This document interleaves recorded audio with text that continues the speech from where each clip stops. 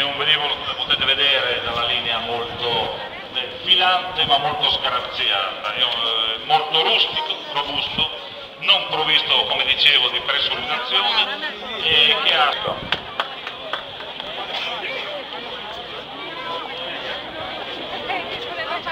Ed eccolo qui di nuovo, il drone è condotto dal colonnello Meola e dal capitano Ferrari con una virata a destra alle massime prestazioni. Guarda!